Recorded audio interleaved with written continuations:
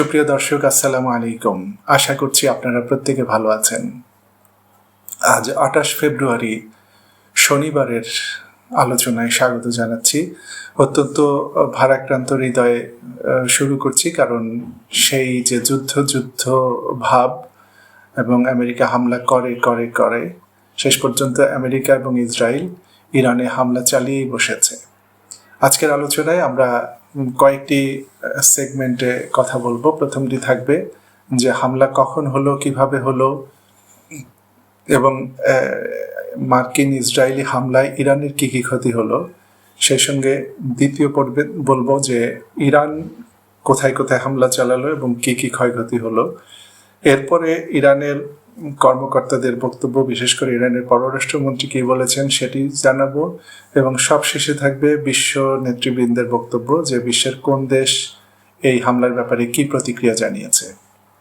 প্রথমেই হামলা দিয়ে শুরু করি। আজ দুপুরের দিকে আমি গিয়েছিলাম ঢাকার আইডিবি ভবনে একটি কাজে। সেখান থেকে ফেরার পথে বা সেখানে বসেই আমি দুপুর 12:30টার দিকে খবর পেলাম যে ইরানে হামলা হয়েছে। হামলা হওয়ার খবর শোনার সঙ্গে সঙ্গে আমি তেহরানে আমার সহকর্মী, রেডিও তেহরানের বাংলা বিভাগে কর্মরত সহকর্মী আশরাফুর রহমানকে ফোন করলাম যে পরিস্থিতি কি জানার জন্য, কারণ আমি দেখলাম যে তখন পর্যন্ত ইন্টারনেট কানেকশন ছিল, এখন আর ইন্টারনেট কানেকশন নেই। তো ইন্টারনেট কানেকশন থাকা অবস্থায় আমি আশরাফ ভাইকে ফোন করলাম যে আশরাফ ভাই, কি অবস্থা? তেহরানে তো হামলা হয়েছে, আপনি হামলার শব্দ শুনেছেন কিনা, বা আপনি কোথায় আছেন, আপনি নিরাপদে আছেন কিনা? তো আশরাফ ভাই বললেন যে আমি আছি তেহরানের তৌহিদ স্কোয়ারে, অর্থাৎ ওনার বাসাটি হচ্ছে তেহরানের তৌহিদ এলাকায়, তেহরানের মধ্যাঞ্চলে, এবং ওনার বাসা থেকে ঠিক 3 কিলোমিটার দূরে জমহুরি এলাকায়। জমহুরি হচ্ছে ফার্সি শব্দ, এটির বাংলা মানে এটির ইংরেজি নাম হচ্ছে রিপাবলিক, মানে জমহুরিয়া ইসলামিয়া ইরান বলে ইসলামিক রিপাবলিক অফ ইরান।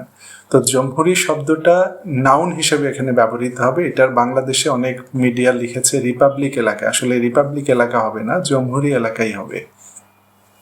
তো জমহুরি এলাকায় হামলা হয়েছে। উনি বললেন যে আমরা কম্পনও অনুভব করেছি এবং আমরা শব্দ শুনেছি। তো উনি বললেন যে এখন পর্যন্ত প্রথম হামলার ধাক্কাটা হয়ে গেছে, এই মুহূর্তে আপাতত কোনো হামলার শব্দ বা হামলার খবর পাচ্ছি না। তবে শুধু তেহরানে হামলা হয়নি, ইরানের আরও বেশ কিছু শহরে অ্যাট এ টাইম হামলা হয়েছে, এবং এই হামলাটি হয়েছে তেহরান সময় সকাল 9:30টায়। ইরানে রমজান মাসে সকাল 9টায় অফিস শুরু হয়, এবং অফিস আওয়ার শুরুর ঠিক আধা ঘন্টা পরে এবারের হামলাটা হয়েছে। এবার হামলাটা রাতে হয়নি, আকস্মিক হামলা হয়েছে এবং প্রতারণাপূর্ণ হামলা হয়েছে। কারণ এই শুক্রবারেও বৃহস্পতিবারেও জেনেভায় ইরান এবং আমেরিকার মধ্যে আলোচনা হয়েছে, এবং পরবর্তী আলোচনা, আমি গতকালের কথা ভিডিওতে বলেছি যে পরবর্তী আলোচনা ভিয়েনায় সোমবার হওয়ার কথা ছিল।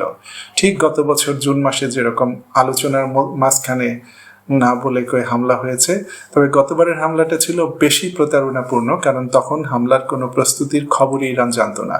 কিন্তু এবার আমেরিকা গত 1-1.5 মাস ধরে হামলা চালাবো করছিল, এবং যে কোনো মুহূর্তে হামলা হবে এটি অনেকটা অবধারিতই ছিল। কিন্তু তারপরেও ইরান ভেবেছিল, বা আমরাও বলেছিলাম যে ইরানের যে পাল্টা হামলা চালানোর সক্ষমতা, সে কারণে হয়তো আমেরিকা হামলা চালাবে না। কিন্তু আমেরিকা আসলে একটি অপ্রয়োজনীয় এবং অযৌক্তিক যুদ্ধে জড়িয়ে গেল ইসরায়েলকে রক্ষা করার জন্যে। যাই হোক, আমি হামলার কথা বলছিলাম। আশরাফুর রহমান ভাইয়ের কাছ থেকে শুনলাম যে উনি তখন অফিসে যাচ্ছিলেন। তিনি বললেন যে আমাদের অফিসে না যাওয়ার কোনো কথা এখনো বলেনি, আমি এখন অফিসে যাচ্ছি। তেহরান সময় দুপুরের পরেই রেডিও তেহরানের অফিস শুরু হয়, উনি অফিসে যাচ্ছিলেন। এই পর্যন্ত ওনার সঙ্গে আমার কথা হয়েছে। ঘন্টাখানেক পরের থেকে আর কোনো যোগাযোগ নেই। এরপরে রেডিও তেহরানের কারোর সঙ্গে আমি কোনো যোগাযোগ করতে পারছি না। তো হামলা হয়েছে, দেখেন এবারের হামলা হয়েছে আবার শীর্ষ জেনারেল এবং একেবারে ইরানের সুপ্রিম লিডার, এমনকি প্রেসিডেন্টকেও হত্যা করার উদ্দেশ্যে আজকের প্রথম হামলাটা হয়েছে। ইরানের সুপ্রিম লিডার যে এলাকায় থাকেন, একটি বড় এলাকায় ভিতরে ওনার বাসভবন অবস্থিত, সেখানে হামলা হয়েছে। প্রেসিডেন্টের যে সরকারি দপ্তর, সরকারি অফিস বাস্তুর এলাকায় তেহরানের, সেখানে হামলা হয়েছে। এবং ইরানের সেনাপ্রধান মেজর জেনারেল আমির হাতামি তার অফিসে হামলা হয়েছে। অর্থাৎ অফিস আওয়ার শুরুর পরপরই হামলা হয়েছে এবং অফিস ভবনগুলোতে হামলা হয়েছে যাতে এদেরকে হত্যা করা যায়। কিন্তু এবার স্পষ্ট বোঝা গেল যে প্রস্তুতি থাকলে কি হয়। ইরানের সুপ্রিম লিডার অক্ষত রয়েছেন, ইরানের প্রেসিডেন্ট অক্ষত রয়েছেন, সেনাপ্রধান জেনারেল আমির হাতামি অক্ষত রয়েছেন এবং ইরানের পক্ষ থেকে বলা হয়েছে যে তাদের কোনো সেনা কর্মকর্তা আজকের হামলায় নিহত হয়নি। অর্থাৎ গত বছরের জুন মাসে ইসরায়েল যে হামলাটি করেছিল সেই হামলাটিও যদি বলে কয়ে হতো বা অন্তত হুমকি দিয়ে হতো তাহলে ওই পরিমাণ জেনারেলকে ইসরায়েল হত্যা করতে পারত না। তো আজকের হামলায় ইরানের কোনো বড় ধরনের কোনো মানবিক ক্ষয়ক্ষতি হয়নি, মানবীয় ক্ষয়ক্ষতি হয়নি, অর্থাৎ কোনো জেনারেল কিংবা বড় সরকারি কর্মকর্তা নিহত হননি। কিন্তু সবচেয়ে দুঃখজনক ঘটনাটি ঘটেছে ইরানের দক্ষিণাঞ্চলীয় হরমুজগান প্রদেশে ওমান সাগরের উপকূলে। এখানকার মিনাব নামক শহরের একটি গার্লস স্কুলে হামলা চালিয়েছে আমেরিকা ইসরায়েল এবং বিশাল একটি স্কুল। সেই স্কুলে তখন ক্লাস চলছিল।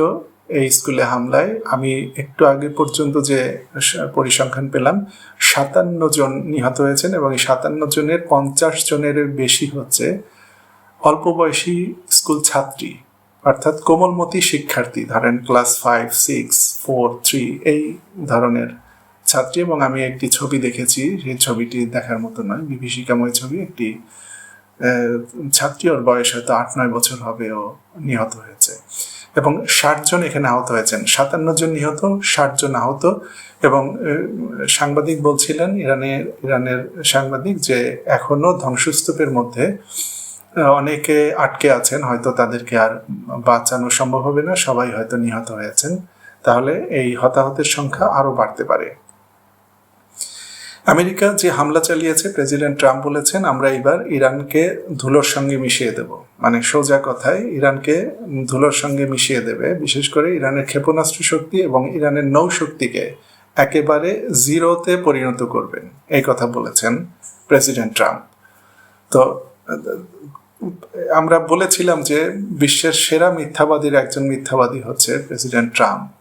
তিনি গত কিছুদিন ধরে কি বলে আসছিলেন, যে ইরানের ভিতরে দমন পীড়ন হচ্ছে সেটা বন্ধ করতে হবে, আর পরমাণু কর্মসূচি বন্ধ করতে হবে, ইউরেনিয়াম সমৃদ্ধকরণ 0 মাত্রায় নামাতে হবে। তো ইরান আলোচনায় গিয়ে বলেছে আমরা 0 মাত্রায় নামাবো না। তো তুমি যে এখন হামলা করলে এখন বলতে যে আমি আবার পরমাণু স্থাপনায় হামলা চালিয়েছি যাতে ইরান পরমাণু কর্মসূচি এগিয়ে নিতে না পারে। এখন কেন বলা হচ্ছে ক্ষেপণাস্ত্র শক্তি শেষ করে দেব, এখন কেন বলছো নৌ শক্তি শেষ করে দেব? কারণ ইরানের নৌশক্তি এতটা শক্তিশালী, নৌ সক্ষমতা, যে পারস্য উপসাগরে এসে আমেরিকা যে গায়ের জোরে আগে বলতো যে আমি সর্বা, সেই কথা এখন আর বলতে পারছো না। ইরানের ক্ষেপণাস্ত্র এতটা শক্তিশালী যে শক্তিশালী ক্ষেপণাস্ত্রের শক্তিমত্তা তোমরা দেখেছো গত বছরের জুনে। এখন প্রমাদ গুনেছ যে এই শক্তি যদি থাকে তাহলে ইসরায়েলকে বাঁচানো যাবে না। তাই এখন এই দুই অজুহাত তুলেছে আমেরিকার মার্কিন প্রেসিডেন্ট।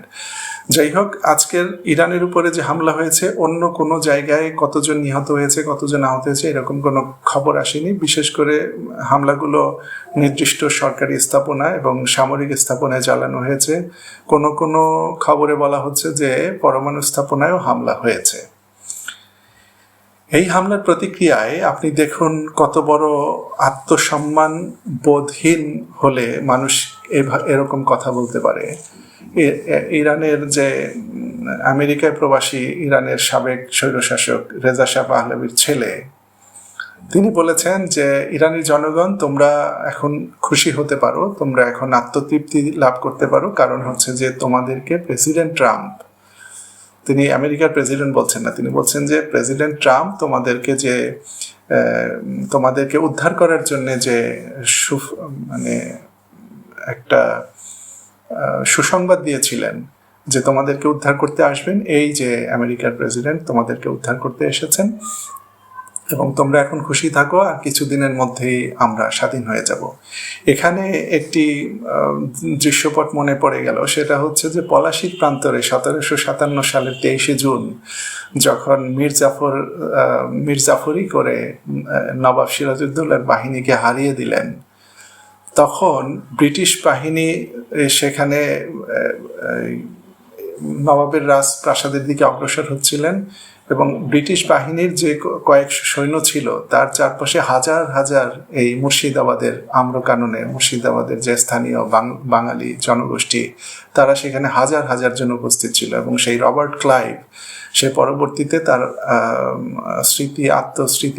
স্মৃতি কথায় বলেছিল সে আত্মহত্যা করার আগে যে সেই সময় যদি এই যে লোকগুলো চারপাশে ছিল আর যদি একটি করে ঢিল ছুটতো তাহলেও আমাদের কেউ আর অবশিষ্ট থাকতো না, ব্রিটিশ বাহিনী ওখানেই ধুলায় মিশে যেত।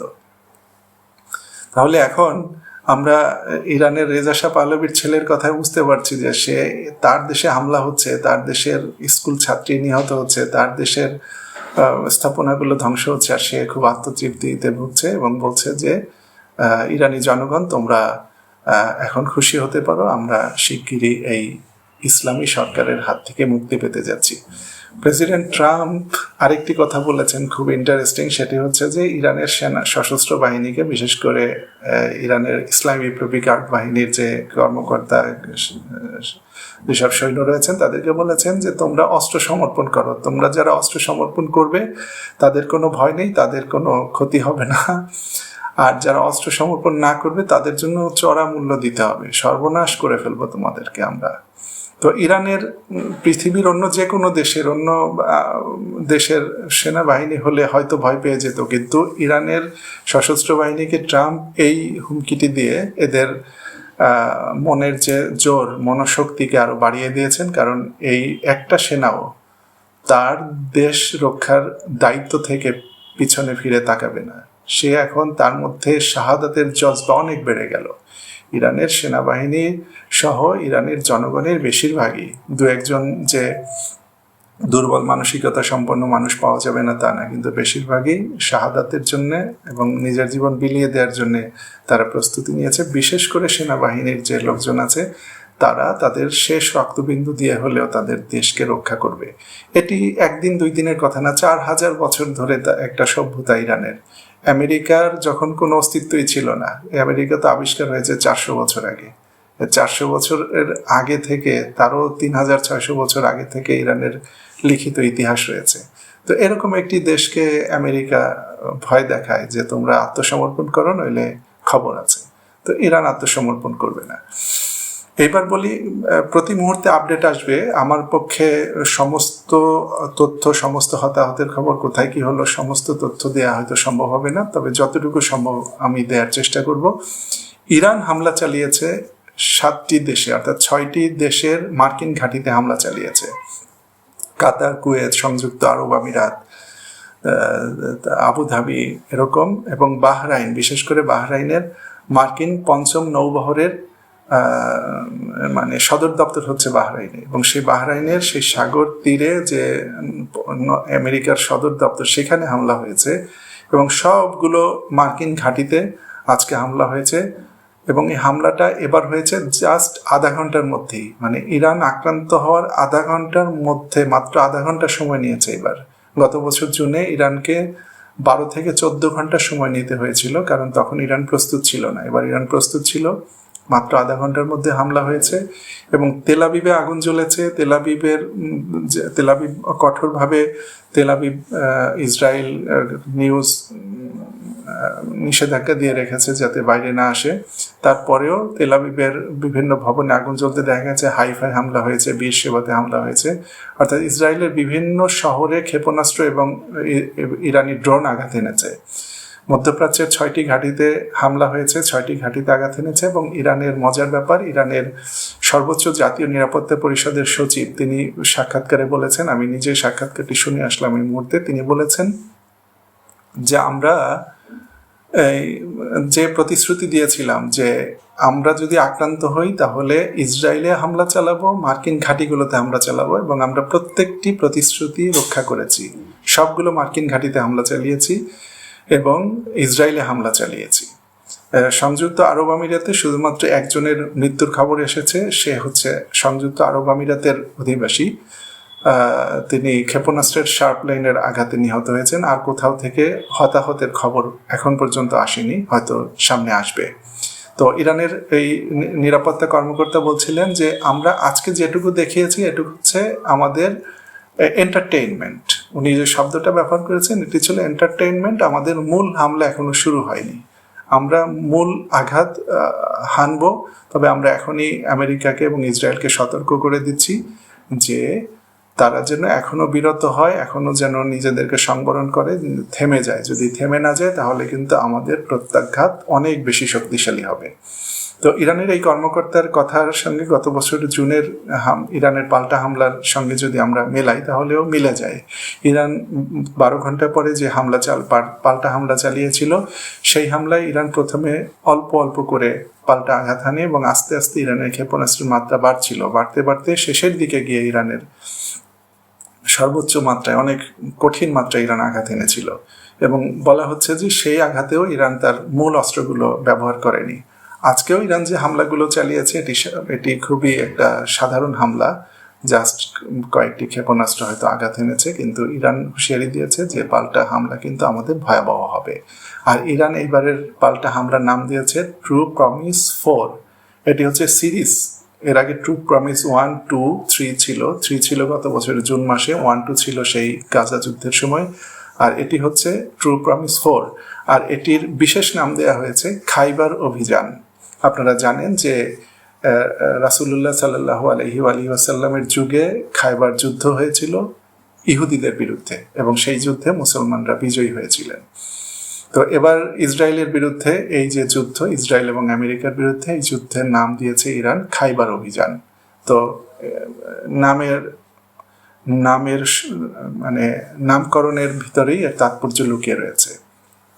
ইরানের পররাষ্ট্রমন্ত্রী সৈয়দ আব্বাস আরাকচি বলেছেন খুব মজার কথা, ইন্টারেস্টিং কথা। সেটি হচ্ছে যে আমেরিকা, তুমি তো বলেছিলে, মার্কিন প্রেসিডেন্ট ট্রাম্পকে উদ্দেশ্য করে বলছেন, তুমি তো বলেছিলে আমেরিকা ফার্স্ট, এই প্রতিশ্রুতি দিয়ে তো তুমি ক্ষমতায় এসেছিলে, কিন্তু এখন তুমি যে যুদ্ধে জড়ালে সেটি তো আমেরিকার জন্য যুদ্ধ নয়, আমেরিকার কোনো স্বার্থ এখানে নেই, এটি হচ্ছে ইসরায়েলের যুদ্ধ।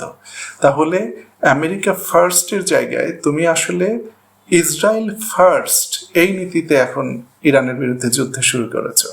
আর ইসরায়েল যখন ফার্স্ট হবে তখন কিন্তু আমেরিকা আলটিমেটলি লাস্ট হয়ে যাবে, অর্থাৎ ইসরায়েল ফার্স্ট, আমেরিকা লাস্ট। এই নীতিতে তুমি এগুচ্ছ এবং এর পরিণতি তোমাকে ভোগ করতে হবে। এটি ছিল ইরানের পররাষ্ট্রমন্ত্রীর বক্তব্য, প্রতিক্রিয়া। এবার আমরা কথা বলবো যে আন্তর্জাতিক অন্যান্য দেশের কি প্রতিক্রিয়া। রাশিয়া এই হামলাকে দুঃখজনক বলেছে যে বিনা উস্কানিতে একটি অন্যায় যুদ্ধ চাপিয়ে দেওয়া হচ্ছে ইরানের উপরে। তারপরে ওমানের পররাষ্ট্রমন্ত্রী বুসাইদি সুস্পষ্টভাবে বলে দিয়েছেন যে ইরানের সঙ্গে আমেরিকার যে আলোচনা চলছিল, আলোচনা সম্পূর্ণ ভণ্ডুল হয়ে গেছে আমেরিকার এই হামলায়, এবং এই হামলাটি সম্পূর্ণ অন্যায় এবং অন্যায্যভাবে এবং সম্পূর্ণ অবৈধভাবে ইরানের উপরে এই যুদ্ধটি চাপিয়ে দেওয়া হয়েছে। মালয়েশিয়া নিন্দা জানিয়েছে। স্পেন, ইউরোপের দেশগুলোর মধ্যে স্পেনের অবস্থাটা অনেকটা ভারসাম্যপূর্ণ। স্পেন বলেছে যে এটি একটি অপ্রয়োজনীয় যুদ্ধ এবং আমরা এই যুদ্ধ বন্ধ করার জন্য আমেরিকার প্রতি আহ্বান জানাচ্ছি। এই যুদ্ধে আমাদের কোনো ধরনের সমর্থন নেই। কড়া সমর্থন জানিয়েছে আমেরিকা এবং ইসরায়েলের প্রতি অস্ট্রেলিয়া এবং কানাডা। আর ব্রিটেন, ফ্রান্স এবং ইউরোপীয় ইউনিয়ন এরা একটু সতর্ক প্রতিক্রিয়া জানিয়েছে। তারা বলেছে যে উভয় পক্ষের এখন সংযম প্রদর্শন করা উচিত। মানে আপনি যখন দুই পক্ষ মারামারি করছে, আপনি যখন উভয় পক্ষকে সংযম প্রদর্শন করতে বলবেন, তার মানে হচ্ছে আপনি শক্তিশালীর পক্ষে আছেন। তো ব্রিটেন, ফ্রান্স, ইউরোপীয় ইউনিয়ন সতর্ক অবস্থানে থেকে আমেরিকা এবং ইসরায়েলের পক্ষে কথা বলেছে। এই হচ্ছে মোটামুটি আন্তর্জাতিক প্রতিক্রিয়া। আর এবার আমি এই যুদ্ধ সম্পর্কে আমার ব্যক্তিগত অভিমত ব্যক্ত করছি। সেটি হচ্ছে যে বাংলাদেশের যারা দর্শক আছেন, বাংলাদেশের যারা জনগণ আছেন, এদের মধ্যে একটি শ্রেণী আছেন যারা মনে করেন যে ইরান হচ্ছে শিয়া, ইরান হচ্ছে কাফের এবং মধ্যপ্রাচ্যের শান্তির পথে ইরান হচ্ছে বাধা। এই ইরান যদি ধ্বংস হয়ে যায় তাহলে মধ্যপ্রাচ্যে পুরা শান্তি আসবে, কারণ সৌদি আরব, সংযুক্ত আরব আমিরাত, কাতার, কুয়েত, বাহরাইন এরা সবাই ইসরায়েলের সঙ্গে মিলেমিশে থাকছে, খুব শান্তিতেই ছিল। ইরান যদি শুধু এখানে এই হঠকারিতা বন্ধ করে তাহলে মধ্যপ্রাচ্যে শান্তি এসে যায়। এখন ইরান ধ্বংস হয়ে গেলে কাফের ধ্বংস, শিয়া ধ্বংস এরপরে মুসলিম সারা বিশ্বে একটা শান্তির সুবাতাস বইবে। আপনার উদ্দেশ্যে বলছি ভাই, ইন্ডিয়ার প্রধানমন্ত্রী নরেন্দ্র মোদী ইসরায়েল সফর শেষ করে গতকাল ফিরে এসেছে। সে বৃহস্পতিবার গিয়েছিল, শুক্রবার ফিরে এসেছে, 2 দিনের সফরে থেকে এসেছে। এবং নরেন্দ্র মোদী তেলাবিবে গিয়ে কোলাকুলি করেছে, খুব গরম গরম ভাব, গরম গরম গলায় গলায় খাতির নেতানিয়াহুর সঙ্গে, সেখান থেকে ফিরে এসেছে। আপনি নিশ্চিত থাকুন যে ইসরায়েল এবং আমেরিকা মিলে যদি ইরানকে ধ্বংস করতে পারে, ইরানের শক্তি খর্ব করতে পারে, তাহলে বিশ্বের প্রধান শত্রু, মুসলিম বিশ্বের প্রধান শত্রু আমেরিকা এবং ইসরায়েলের বিরুদ্ধে কথা বলার মতো আর কোনো শক্তি মুসলিম বিশ্বে থাকবে না। এবং তখন আমেরিকা একটা একটা করে মুসলিম দেশ ধরবে আর সকাল বিকাল নাস্তা করবে। আপনি এটা শিওর থাকেন। এখন একমাত্র ইরানের কারণে মুসলিম বিশ্বকে পশ্চিমারা সমীহ করে। দাদাবাবু নেতানিয়াহুর দেশ থেকে ঘুরে এসেছেন নরেন্দ্র মোদী। যদি ইরান ওখানে ক্ষতিগ্রস্ত হয় বা ইরানের কিছু হয়ে যায়, তাহলে কিন্তু সেই যে কি একটা যুদ্ধের নাম বলা হয়, আমি এখন নাম বলছি না, আপনিও কিন্তু নিরাপদ থাকবেন না বাংলাদেশে বসে। এখন তাহলে বলবেন যে আমি কি করতে পারি? না, আমাদের কিছু করার নেই, কিন্তু আমরা অন্তত এটুকু মনে মনে আল্লাহর কাছে দোয়া করি যে আল্লাহ, মুসলিম বিশ্বের একমাত্র শক্তি, যে বিশ্বের সবচেয়ে বড় শত্রু মুসলমানদের, তার বিরুদ্ধে রুখে দাঁড়িয়েছে এবং একমাত্র শক্তি যে মুসলমানদের সম্মান রক্ষা করছে, তা সে যেন এই যুদ্ধে বিজয়ী হয়, সে যেন মুসলমানদের সম্মান রক্ষা করতে পারে। আমরা সেই দোয়া করতে পারি। এখন যুদ্ধের ভবিষ্যৎ কি হতে পারে? যুদ্ধের ভবিষ্যৎ হতে পারে যে হ্যাঁ, আমেরিকা, ইসরায়েল বিশ্বের সবচেয়ে সেরা শক্তি, সর্বাধুনিক অস্ত্র তাদের কাছে আছে, সব কিছুতে তারা উন্নত। আমরা ধরে নিলাম যে তারা সব কিছুতে উন্নত। ইরানের তেমন কিছু নেই, গাজার মতো একেবারে ধ্বংস করে দেবে। এটি হচ্ছে একটি দিক, একটি ভবিষ্যৎবাণী যে ইরান কিছুই করতে পারবে না, ইরান ধ্বংস হয়ে যাবে, গাজার মতো শেষ করে দেবে। যদি ইরানকে অন্য কোনোভাবে শেষ করতে না পারে, কয়েকটা অ্যাটম বোমা মেরে দেবে। এখন এখানে কথা আছে যে বিষয়টি এইরকম এত সরল রৈখিক বিশ্লেষণ করার কোনো সুযোগ নেই যে আমেরিকা এবং ইসরায়েল মিলে চেপে ধরলে ইরান ধ্বংস হয়ে যাবে।